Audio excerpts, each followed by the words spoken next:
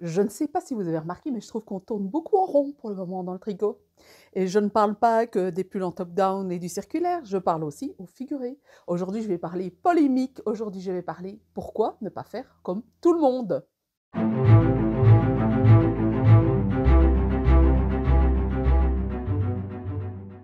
Bonjour à tous, bonjour à toutes. Ici, c'est Christelle Nioul, Christelle LK, designer tricot, et ceci n'est pas un podcast. Aujourd'hui, ce ne sera pas un podcast. Aujourd'hui, je vais parler d'un sujet qui est un peu polémique, qui est le fait de tricoter tous la même chose et le même patron.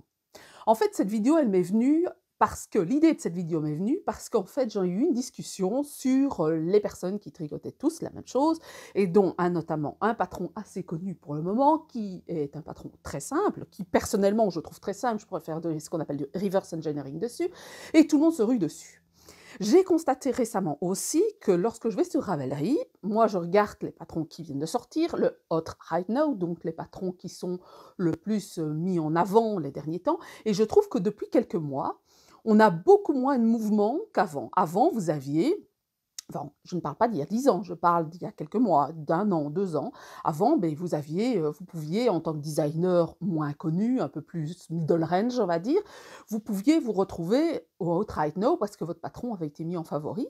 Maintenant, ça devient de plus en plus rare et je pense qu'il derrière, il y a quelque chose qui est lié au comportement humain, mais pas que. Et en fait, là, pour le moment, qu'est-ce que je constate? C'est que pour le moment, sur le Hot Right Now, quand Stephen West aura un patron, il se retrouve en première page, mais pas tant que ça. Et pour le moment, on n'a quasiment que du petit knit ou du ranunculus ou des patrons qui sont sortis, qui ne sont pas nécessairement récents et qui sont mis en avant en permanence. Pourquoi? J'ai essayé de comprendre pourquoi, j'ai été chercher, est-ce que c'est lié à des promotions? Est-ce que c'est lié à l'anniversaire du designer? Parce que ça arrive que quand le designer fait une promotion, vous avez des patrons qui remontent parce que les gens achètent plus. Parce qu'il y a un algorithme derrière Ravelry. Or, ici, ce n'est pas le cas. Et pourquoi ça, en fait?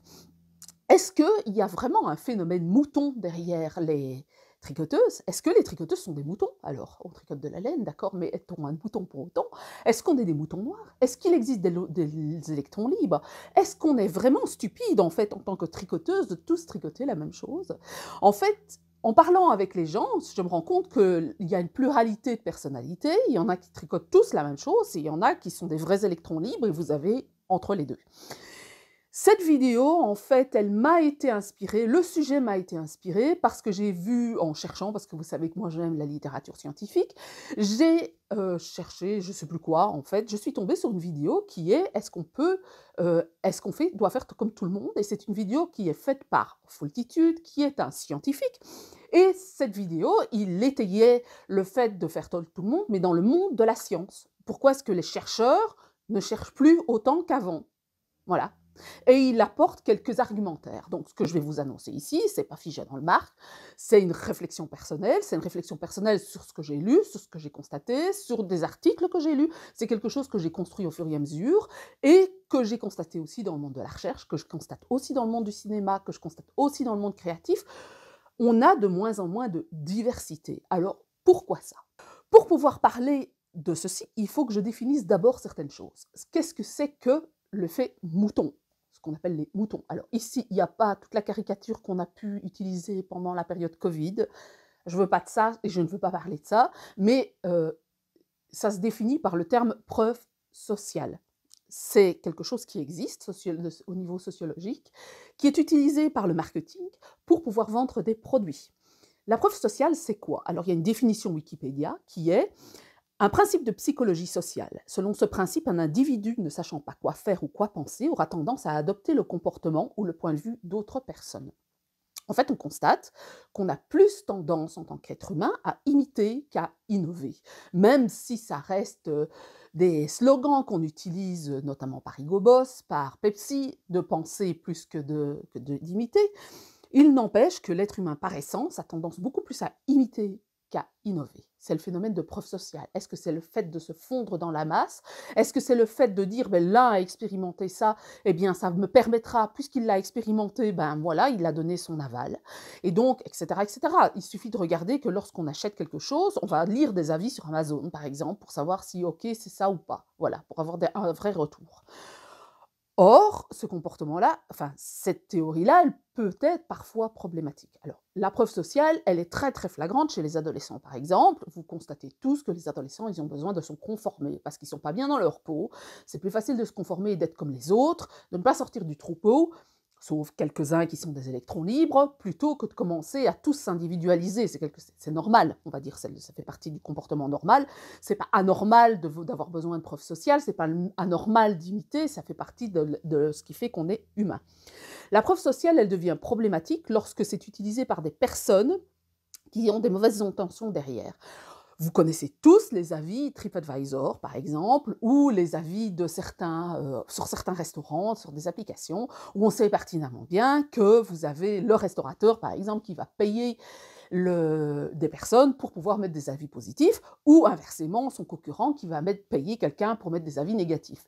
Ça, eh bien, quand les utilisateurs et les consommateurs lisent, qu'est-ce qu'ils constatent? Eh bien, que, par exemple, soit le restaurant a des avis super positifs ou des avis super négatifs, et il va se dire, mais voilà, c'est que les gens ont quelque chose et que c'est bien, ou que c'est pas bien. Voilà, ça c'est quelque chose à comprendre. Or, ça n'est pas nécessairement le reflet de la réalité. Et il y a quand même un ministre de la guerre pendant la Seconde Guerre mondiale qui a dit qu'on peut répéter, lorsqu'un mensonge est un mensonge, ça ne devient pas une vérité, mais quand on répète 1000 fois ce mensonge, ça devient une vérité.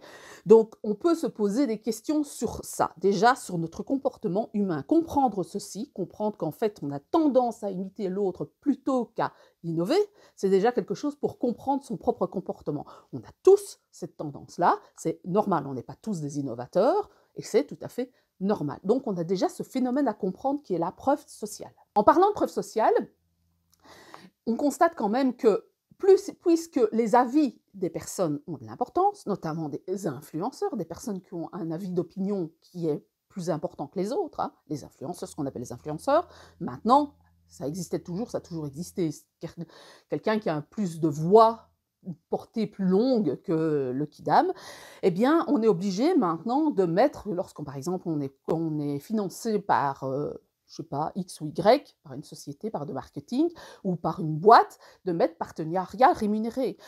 Ça montre qu'en fait, il y a un partenariat rémunéré, donc il peut y avoir un conflit d'intérêts. L'avis de la personne qui promeut le produit n'est peut-être pas neutre. Ça, c'est à comprendre. C'est pour ça d'ailleurs que dans le monde de la science et dans le monde médical, les médecins, les scientifiques sont obligés de déclarer leur conflit d'intérêts parce qu'on sait pertinemment bien que lorsqu'un médecin ou des scientifiques qui ont une portée importante donnent leur avis, qu'est-ce qui va se passer? C'est que les gens vont être influencés. Et si, donc les firmes le savent, et donc les études peuvent être biaisées parce que de savoir que la personne a été payée pour que les résultats tendent un peu en faveur de la société, pharmaceutique par exemple, eh bien ça biaise les résultats, ce n'est pas des résultats tout à fait neutres. Et donc en mettant une transparence, ça montre que il peut y avoir des biais. Ça ne dit pas qu'il ne faut pas être financé par les firmes pharmaceutiques, parce qu'il y a des cas où forcément il faut être financé par une firme pharmaceutique, il n'y a rien à faire. La science et la recherche, l'argent ne vient pas de nulle part. Et donc parfois l'argent vient des firmes pour pouvoir financer, mais en identifiant clairement les conflits d'intérêts. On sait pertinemment bien que l'étude, elle ne sera pas à 100% fiable, il y aura un biais lié au conflit d'intérêts éventuel. Donc ça, c'est à savoir. Donc voilà pour la preuve sociale. Ensuite, dans cette fameuse vidéo de Foultitude, j'ai écouté, je suis allée revoir les études, ils parlent de différents cas. En fait, ils constatent qu'il y a eu des études qui ont été faites que dans les comportements humains, on a ce qu'on appelle les suiveurs et on a les explorateurs. C'est normal, ça fait partie du comportement humain. C'est un comportement qu'on retrouve aussi chez l'animal, notamment chez la fourmi. La fourmi, elle, eh bien, il y a les explorateurs qui vont chercher une source de nourriture et puis il y a les travailleuses qui vont aller chercher cette source de nourriture. La différence entre la fourmi et l'être humain, c'est que la fourmi, elle, si elle rapporte rien, elle ne va pas se faire virer. L'humain, s'il rapporte rien, il va se faire virer à force. Donc le comportement n'est pas tout à fait identique, ça n'a aucun impact en fait. La fourmi qui ne rapporte rien et qui va retourner explorer, et tant qu'elle ne trouve pas, ma foi, c'est pas grave. Mais par contre, l'humain, au niveau individuel, si on ne constate pas qu'il est assez efficace au niveau de ses recherches, eh bien, il va finir par être viré parce qu'il consomme des ressources et notamment de l'argent. Donc, tout ça pour dire qu'en fait, il y a des comportements humains qui sont de suiveurs et des comportements d'explorateurs. Donc, cette étude, ça part d'abord sur le comportement des chercheurs d'or. On constate qu'en fait, ces chercheurs d'or, donc il y a une personne qui a trouvé de l'or, il y a plein de personnes qui ont suivi ça en se disant on va engranger de l'argent, et toutes ces personnes c'était des suiveurs et ils étaient tous localisés au même endroit. Et on s'est dit mais pourquoi est-ce que ces gens-là ne vont pas ailleurs pour explorer? On a constaté que quand il y avait des suiveurs, ce qui se passe c'est qu'ils trouvent de l'or, mais ça ne va pas les rendre super riches parce que le filon va s'épuiser, parce qu'il n'y a peut-être pas nécessairement énormément, parce que c'est pas parce qu'on a trouvé une pépite d'or là qu'il y en a plein. Mais on constate aussi que si tout le monde commence à explorer, on va peut-être trouver d'autres filons, mais on ne va pas les exploiter à fond. Donc en fait, on constate qu'une société qui n'est faite que de suiveurs, elle ne va pas s'enrichir suffisamment au niveau collectif. Une société qui n'est faite que d'explorateurs ne va pas s'enrichir suffisamment au niveau collectif. On constate en fait que le mieux pour le bien collectif, c'est qu'il y ait des explorateurs, donc des personnes qui innovent, et des suiveurs, des personnes qui imitent. Et en fait, ça permet d'obtenir un haut niveau collectif, ça permet d'obtenir un équilibre, parce que ce qu'on constate souvent en général, c'est que les explorateurs, ils trouvent, et puis ils vont ailleurs, et puis ils vont ailleurs, et donc ils se font jamais énormément d'argent, mais les premiers suiveurs, en fait, eux, ils disent « Ah, tiens, il a trouvé une bonne idée, celui-là, je vais l'exploiter », et c'est ceux-là qui rapportent plus d'argent et qui en font profiter les autres autour d'eux. Donc au niveau individuel, l'explorateur, forcément, ne gagne pas énormément d'argent. Par contre, au niveau collectif, ça apporte beaucoup plus d'avoir une personne qui explore et d'autres qui creusent et qui exploitent, plutôt que des explorateurs ou que des creuseurs et des exploiteurs. Vous voyez ce que je veux dire? Enfin, exploiteurs. Pas dans le sens exploitation humaine, hein, on est bien d'accord. Donc, en fait, si on a une société qui est déséquilibrée, on a un déséquilibre d'un côté ou de l'autre. Alors vous allez me dire, mais qu'est-ce que j'en ai à foutre au niveau collectif, au niveau tricot, qu'il y ait des explorateurs ou qu'il y ait des suiveurs. Je vous expliquerai pourquoi ça a un impact, parce que ça a un impact. Donc, il faut savoir que nous avons une société d'imitateurs et on a une société d'innovateurs. Donc, dans la société, on va retrouver les deux. Quid des réseaux sociaux là-dedans? Ravelry est un réseau social, Instagram, Facebook, Twitter sont des réseaux sociaux. Quid de ça? Quel est l'impact sur ce comportement humain d'imitateur et d'innovateur? En fait, les réseaux sociaux, ce ne sont que des amplificateurs.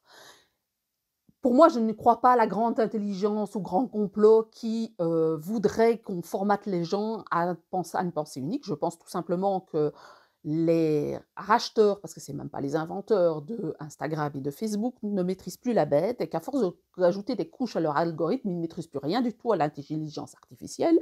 Et donc, on se retrouve avec une bête un algorithme qui prédéfinit, qui essaye de vous catégoriser. En fait, les réseaux sociaux vous formatent d'une certaine manière. Un réseau social, c'est quoi? C'est une intelligence artificielle qui essaye de catégoriser les gens pour apporter et pour personnaliser un contenu à une personne. Donc, en fait, là, de plus en plus vous avancez dans le temps, et c'est de pis en pis, en fait, ce qui se passe, c'est qu'il essaye de plus en plus de tuner ce qu'il vous propose en fonction de ce qu'il pense que vous aimez. Or, shit in, shit out. Si vous proposez toujours la même chose, et que vous regardez toujours la même chose, il va vous proposer toujours la même chose. C'est-à-dire que si, par exemple, là, maintenant, aujourd'hui, vous avez envie d'un pull en jersey, voilà, vous avez envie d'un pull en jersey raglan simple, et que vous commencez à regarder jersey et aimer tous les pulls en jersey que vous voyez. Voilà, demain, vous faites pareil. Et puis, tout compte fait, bon, vous vous dites, bon, moi, je ne suis plus hyper fan des pulls en jersey. Vous avez envie de voir autre chose, mais bien vous n'allez pas avoir autre chose. Ce qui se passe, c'est que l'algorithme a compris que vous aimiez les pulls en jersey, et donc il ne va plus vous proposer que des pulls en jersey. En fait, il y a un calcul derrière qui se fait, qu'il estime qu'à ce moment-là, vous aurez envie de ça, donc il vous le propose ad nauseam. Donc en fait, il vous influence très fortement en fonction de votre comportement précédent. Il influence vos choix futurs, dans le sens où il vous propose toujours et toujours et toujours la même chose.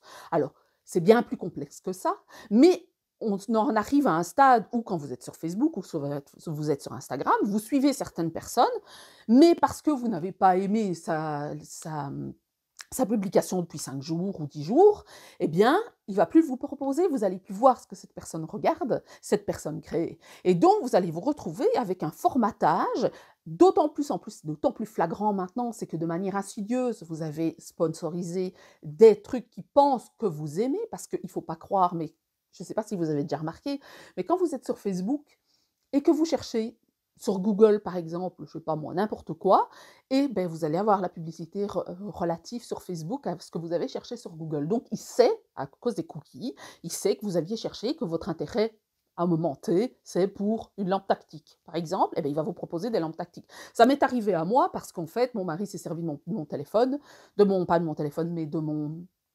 ordinateur, et il cherchait une lampe tactique, ça ne m'intéresse pas du tout. Et je me suis retrouvée avec des publicités de lampes tactiques sur mon PC, sur Facebook. Je me suis dit, mais j'ai jamais cherché ça, moi. Et je me suis dit, ben zut alors. Comme ça m'est arrivé un jour où j'étais en train de discuter, je discutais à la poursuite à vue sur l'heure avec des copains, et sur Instagram, on parlait de cambriolage et autres. Et sur Instagram, qu'est-ce que j'ai vu? Eh bien, il m'a proposé des Vérissure. Vérissure qui est une société de sécurité pour les maisons. Or, bah, je n'avais pas mon téléphone allumé, je regardais rien du tout, mais en fait, il espionnait ce que je disais. Et on était en train de parler, on avait parlé de cambriolage, et etc., etc. Et ben nous, quand j'ai ouvert Instagram, la première chose que j'ai eue, c'est une publicité Vérissure. Voilà, donc en fait, derrière, il y a vraiment un algorithme qui essaye de vous formater, qui essaye de vous catégoriser. C'est ça, les suggestions en fait que vous avez sur Instagram, c'est vous suggérer, mais c'est pas pour vous contenter en fait, c'est juste parce qu'en fait l'algorithme il cherche perpétuellement à essayer de standardiser, il essaye de catégoriser, il essaye de mettre l'humain dans des petites cases. Or l'humain est tout sauf casable dans des petites cases. S'il y a bien quelque chose que moi je déteste, c'est qu'on puisse imaginer que l'être humain puisse être catégorisé. Alors oui, il y a des grandes lignes où on peut catégoriser les gens, mais pas que ça. C'est très problématique parce qu'en fait, dans ça, en fait, on se retrouve qu'on est toujours confronté aux mêmes personnes, aux mêmes visions, au même monde créatif. Et donc, pour finir, on se dit qu'on a raison. On vous formate et on n'entend plus et on ne voit plus le monde qui s'ouvre à vous. En fait, il suffit de lever les yeux un peu et vous constatez qu'en fait, tout le monde n'a pas les mêmes intérêts, tout le monde n'a pas les mêmes avis, tout le monde, enfin, il y a une pluralité d'avis, il y a une pluralité de choix, il y a une pluralité de couleurs, il y a une pluralité de, de création.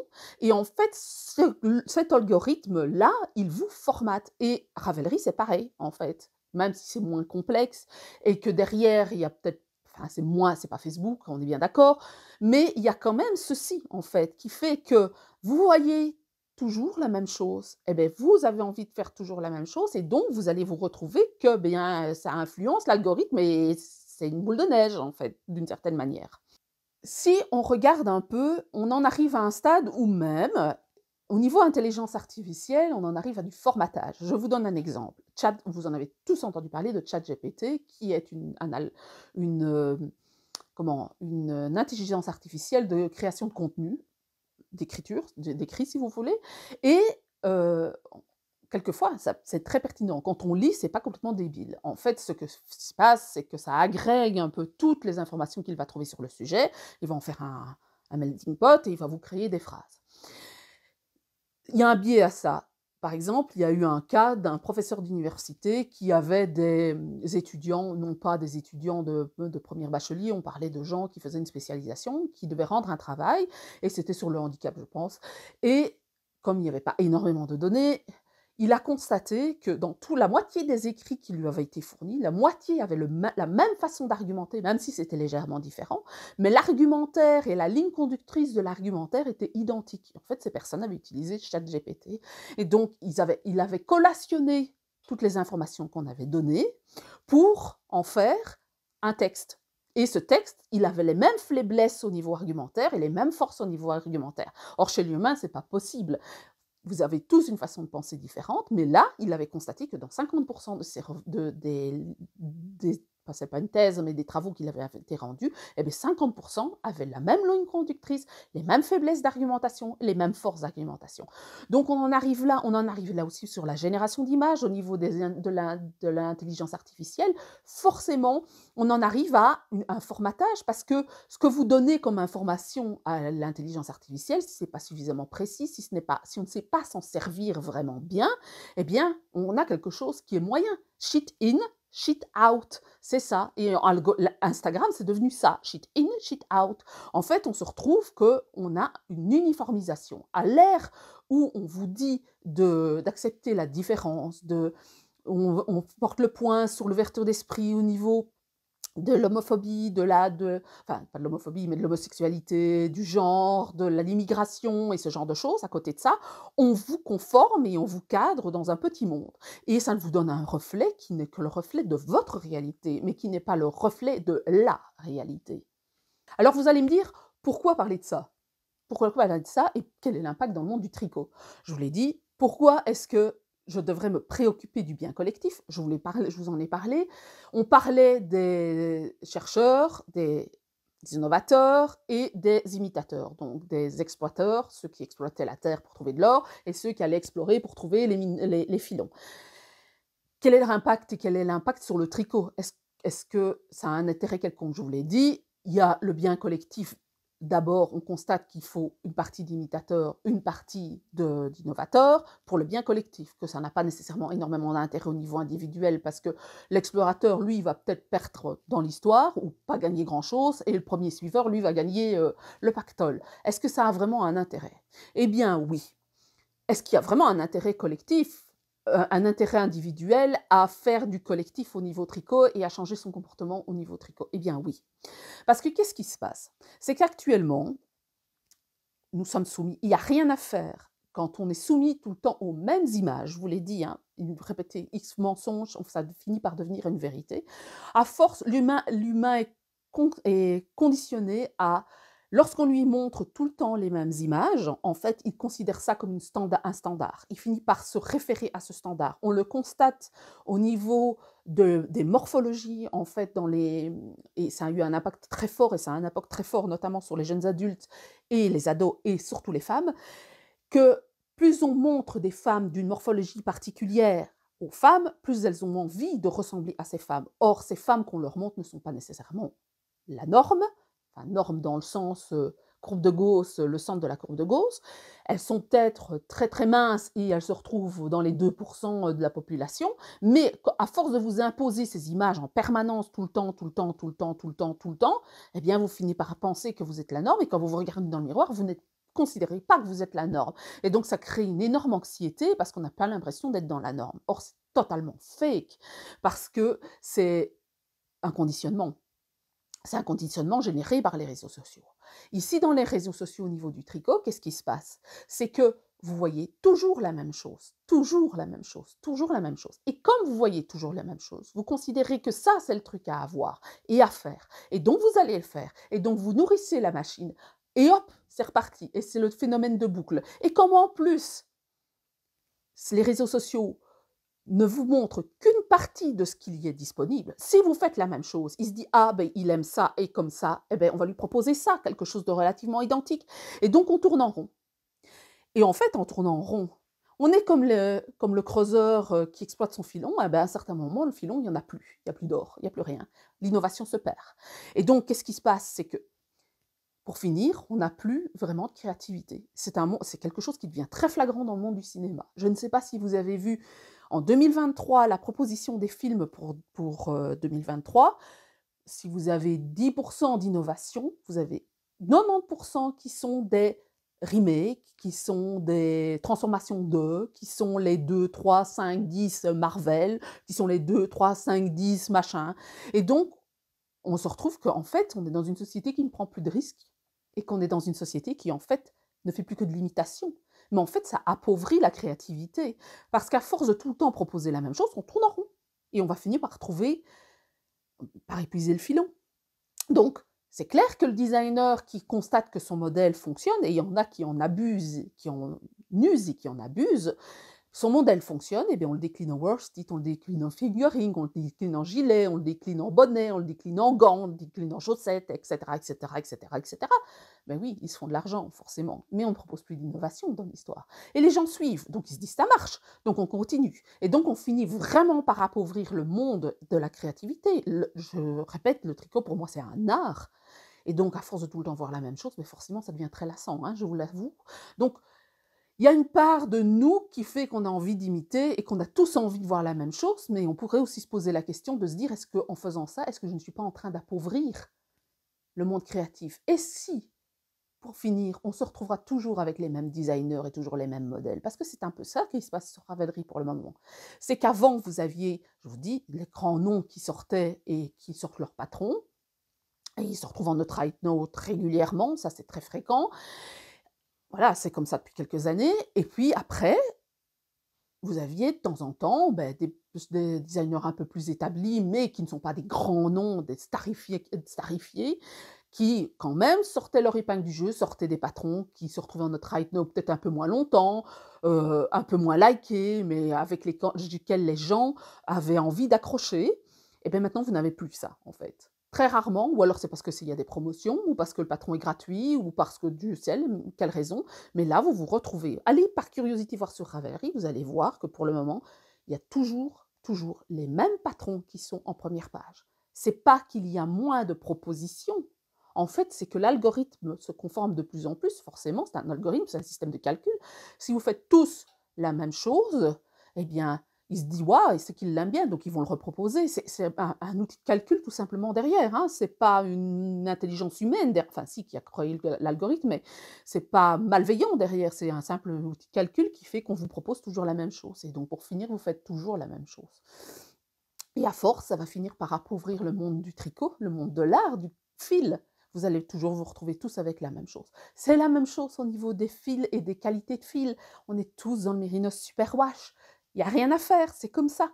Mais il existe une multitude d'autres fils que du Mérinos Superwash ou du mohair ou de l'alpaga. Il y a plein d'autres choses. Et ce n'est pas pour autant que ce n'est pas doux, que ce n'est pas acceptable, que ce n'est pas exploitable. Donc, voilà, c'est important de se poser des vraies questions pour pouvoir sortir de cette boucle infernale dans laquelle je pense qu'on est en train de mettre le doigt, mais vraiment loin, de toute façon, là, vraiment, là, je trouve que ça devient très, très flagrant, cette standardisation sur ce que nous portons. Si on a envie de porter tous la même chose, on va acheter ses fringues chez H&M. On ne fait pas du do-it-yourself. L'avantage du do-it-yourself, c'est de faire du do-it-yourself et de porter des trucs qui nous conviennent, qui nous aillent, qui soient à notre morphologie, qui soient les couleurs que l'on aime, qui soient le style que l'on aime, et pas un truc du prêt-à-porter, quoi. Voilà, sinon on va chez H&M, voilà, ou autre, hein, parce qu'il n'y a pas que H&M, évidemment, mais s'il vous plaît, sortez de là-dedans. Donc, voilà. Pourquoi est-ce qu'on se retrouve avec une situation où on a tout le temps la même chose au niveau des propositions tricot pour le moment, et sur Instagram, et sur Ravelry. Et c'est ad nauseam. Honnêtement, moi j'en arrive à être dégoûtée d'aller sur Instagram, non seulement à cause des pubs, non seulement à cause des suggestions qui ne sont absolument pas ce qui m'intéresse. Moi, honnêtement, des vidéos de chiens, alors j'aime bien mon chien, mais j'en ai rien à faire. Des vidéos de chats, j'en ai rien à faire, j'ai pas de chat à la maison. Des vidéos de nourriture, j'aime bien de temps en temps, mais j'ai un compte personnel pour regarder les vidéos de nourriture. Et puis des trucs qui m'intéressent mais absolument pas, j'ai l'impression d'être sur TikTok. Et donc, ça ne m'intéresse pas, je ne suis pas sur TikTok, TikTok ne m'intéresse pas, donc j'ai pas envie de voir du TikTok sur Instagram. Donc voilà, tout ça pour dire que sortir un peu du conformisme. Alors, comment est-ce qu'on peut faire pour sortir justement du conformisme? Quelles sont les petites astuces que l'on pourrait mettre en place pour éviter justement de tourner en rond et d'appauvrir la diversité que l'on vous propose? Parce qu'il faut savoir que vous avez une pluralité de designers, vous avez une pluralité de teinturiers, vous avez une pluralité de laine, que ce soit de l'acrylique ou du cachemire, que ce soit le designer qui se des sous-bois et la grande star, que ce soit la teinturière qui fasse des couleurs semi-solides ou la teinturière qui fait du speckles et qui vous fait du néon à fond la caisse. Vous avez une multitude de choix. Alors, le monde s'offre à vous. Qu'est-ce qu'il faut que vous pourriez-vous mettre en place pour que justement la diversité s'offre à vous? Eh bien, changez vos comportements sur Instagram. Perturbez l'algorithme. Ne lui montrez pas toujours ce qu'il a envie de vous montrer. Ne likez pas nécessairement ce qu'il a envie, vous avez envie qu'il like. Il ne faut pas le laisser vous perturber, en fait. Il faut lui faire comprendre que vous aimez de tout. Vous avez envie de torsade aujourd'hui, ben de torsade. Demain, du jersey. Après-demain, des chaussettes. Après-demain, eh bien, un bikini. Après-demain, ben, du crochet. Voilà. Pas lui donner la possibilité de vous formater et vous catégoriser. Parce qu'à force de vous catégoriser, vous vous êtes influencé. Il n'y a rien à faire. Moi aussi, je suis influencée. Il ne faut pas croire. Hein. Tout le monde est influencé. On est humain. Hein. Ça fait partie du comportement humain. Sur Ravelry, en fait, plutôt que de regarder que le Hot Right Now, parce qu'il faut savoir que je pense qu'il y a un vrai impact du comportement Instagram sur Ravelry, plutôt que de regarder le Hot Right Now, apprenez à vous servir de cette base de données. Parce que ce n'est qu'une base de données, en fait, Ravelry. Apprenez à vous servir des catégories, des choix, des tags, parce que c'est comme ça qu'on arrive à déterminer que vous allez trouver des petites perles. Vous avez envie de chaussettes en jacquard. Tapez Stranded Colorwork Socks, je sais pas moi, jusqu'aux genoux, talons après coup, ou Dieu sait quoi, et regardez les pages. Regardez les pages. Feuilletez les pages, ne vous contentez pas de ce qui est le plus connu, parce que sinon vous allez vous formater. Si vous vous contentez de regarder que le Hot Right Now ou ce qu'on discute dans les forums, eh bien vous allez vous retrouver, vous allez tous faire la même chose, parce que ce qui se passe dans les forums Ravelry ou sur Instagram, c'est la même chose, il ne faut pas croire. C'est la même chose, on se conforme tous à faire tous du Petit Knit, tous du Stephen West, tous du Andrea Mori. Alors, on est bien d'accord. J'ai parlé tout à l'heure qu'il y avait des innovateurs et des imitateurs, et qu'il faut une part d'innovateurs, une part d'imitateurs. Rien ne vous empêche de faire des patrons de Stephen West, rien ne vous empêche de faire des patrons Petit Knit, rien ne vous empêche de faire des patrons Andy Armory.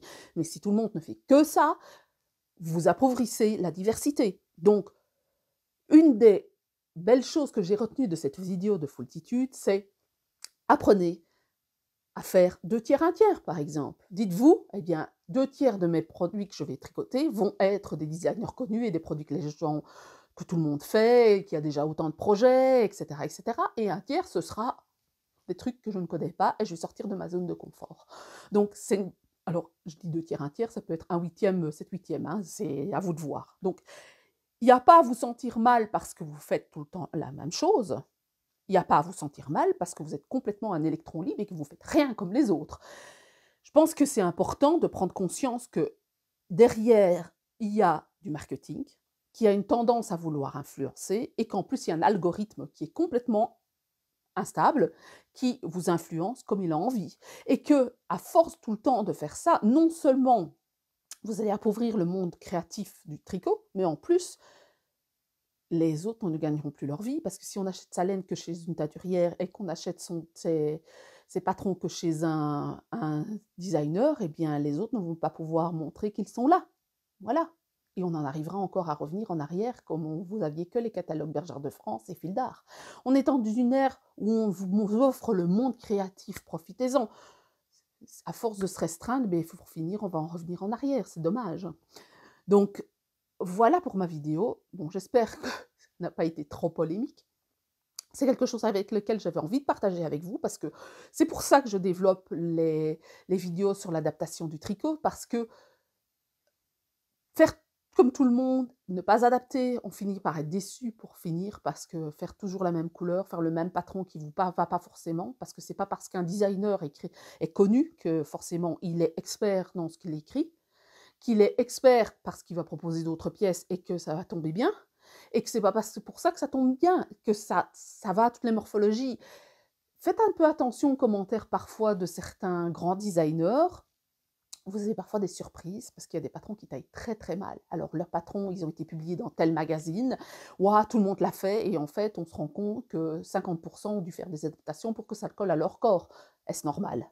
Voilà. Parce que c'est mal fichu, parce que l'emmanchure est trop basse, parce qu'on a utilisé un numéro trop petit pour le jacquard, qu'il n'y a pas de suggestion. Voilà.